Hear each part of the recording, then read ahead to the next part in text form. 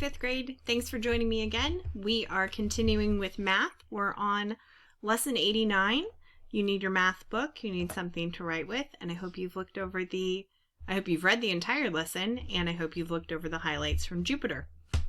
We're starting on page 89. So finding a square root. The square root is the inverse operation of squaring, or a number to the power of 2.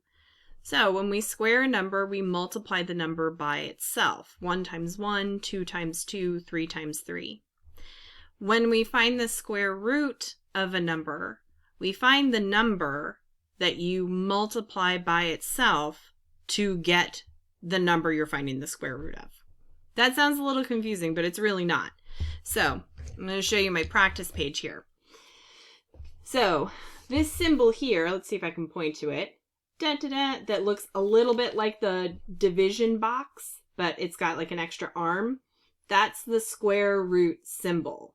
So I want to find the square root of the number that's inside of the symbol. I want to find what number I would multiply by itself in order to get the number that's inside the square root symbol. Okay? So our book uses the example of if you have an area. If you have an area of a square, then you can use the square root to find the length of the sides of the square.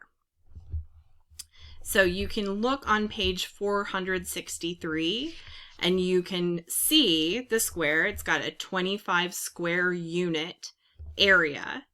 And you can count that each side is 5 units long, 5 small squares.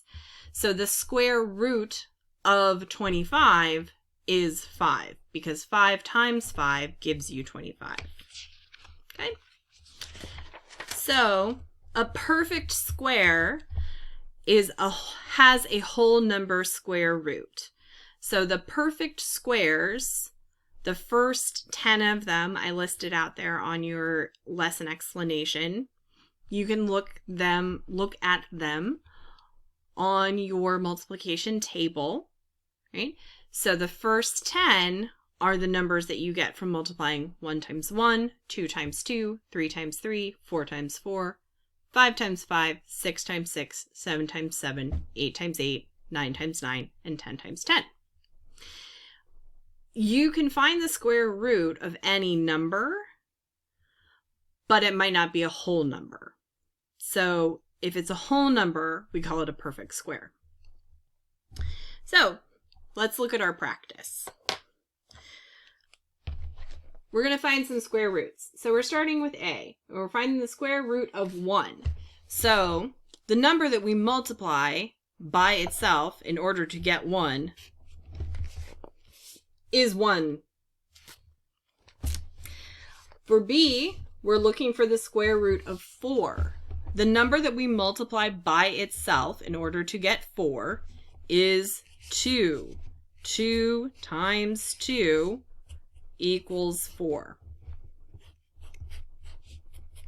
All right, so I'm writing the multiplication beneath it. You can see they're inverse operations. C is asking us for the square root of 16, right? The number that we multiply by itself in order to get 16 is 4. 4 times 4 equals 16. So the square root of 16 is 4.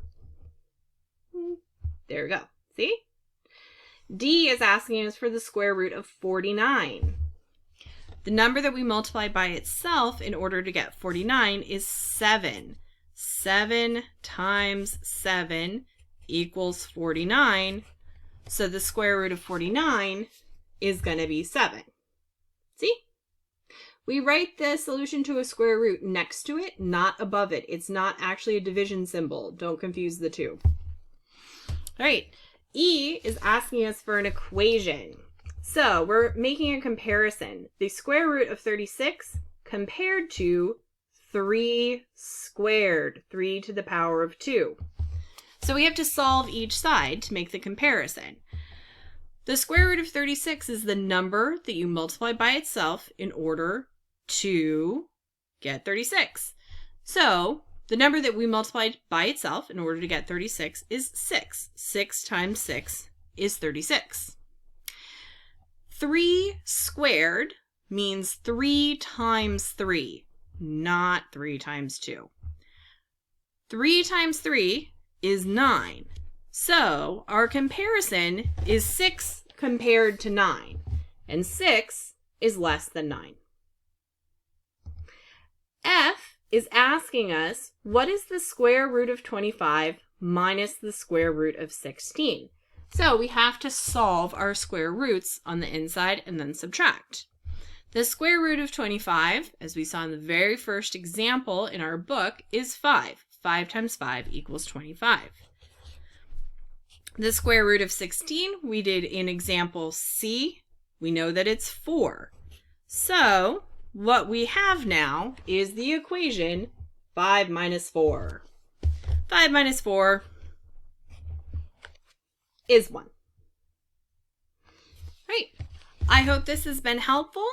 Square root is the inverse operation to squaring, to a number to the power of 2. It's doing the opposite. All right. I hope this has been helpful. I will see you guys here later for more math. Enjoy, guys.